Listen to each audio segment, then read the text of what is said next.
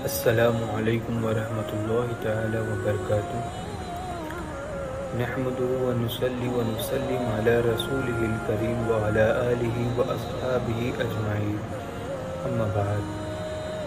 محترم احبہ، رمضان المبارک کا پرنور مہینہ ہمارے درمیان داخل ہو چکا ہے۔ اس مہینے کی بے شمار فضیلتیں ہیں۔ اس مہینے کی بے شمار فضیلتیں قرآن الکریم میں بھی موجود ہے اور احادیث مبارکہ میں بھی موجود ہے۔ آپ کی بارگاہ میں ایک حدیث عرض کرتا ہوں کہ آقا کریم صلی اللہ تعالیٰ علیہ وسلم فرماتے ہیں کہ اللہ فرماتا ہے، روزہ میرے لیے ہے اور اس کی جزا میں ہوں۔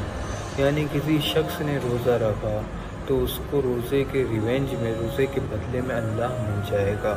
آپ سال بھر عبادت کرتے ہیں، سال بھر نماز پڑھتے ہیں، سال بھر لوگوں کی مدد کرتے ہیں، سال بھر اپنے کاموں کو اپنے عمل میں لاتے ہیں، مگر ان نیک کاموں کے بدلے میں آپ کو جنت ملتی ہے۔ اور رمضان المبارک کا آپ اگر روزہ رکھتے ہیں تو اس روزے کے بدلے میں آپ کو خدا مل جاتا ہے۔ یہ فضیلت ماہ رمضان المبارک کے روزے کی۔ اسی طریقے سے ماہ رمضان المبارک کے مہینے کی بھی بے شمار فضیلتیں ہیں۔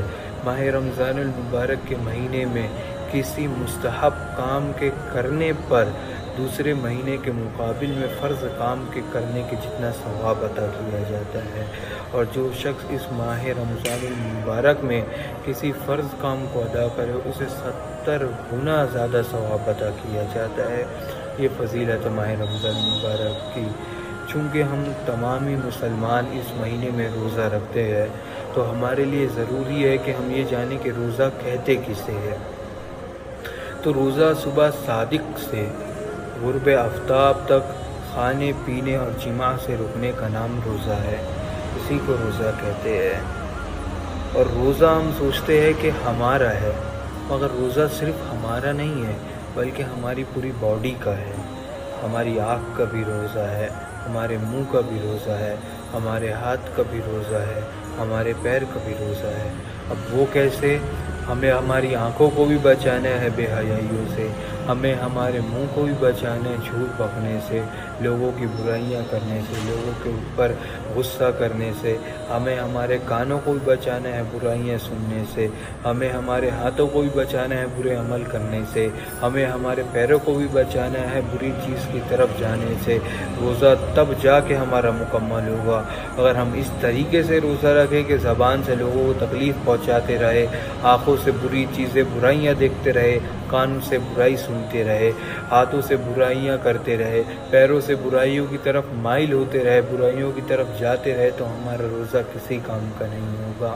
تو محترم احبہ، اس ماہ رمضان المبارک میں جتنا زیادہ ہو سکے اپنے ہاتھ کو، اپنے پیر کو، اپنی نظروں کو، اپنے منہ کو برائیوں سے بچائے اور اپنے آپ کو بھی برائیوں سے بچائے۔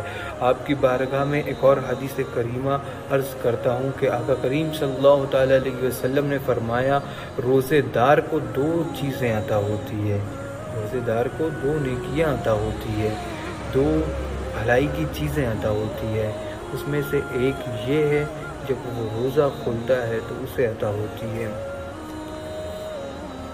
اس میں سے ایک یہ ہے کہ جب کوئی روزے دار روزہ کھولے اور روزہ کھولنے کے وقت وہ ٹھنڈا پانی اور ٹھنڈا شربت جب اپنے حلق کے نیچے اتارتا ہے تو وہ بزبان اپنے رب کا شکر تو ادا نہیں کرتا، مگر اس کا تمام اعضائے بدن اپنے رب کا شکر ادا کرتا ہے۔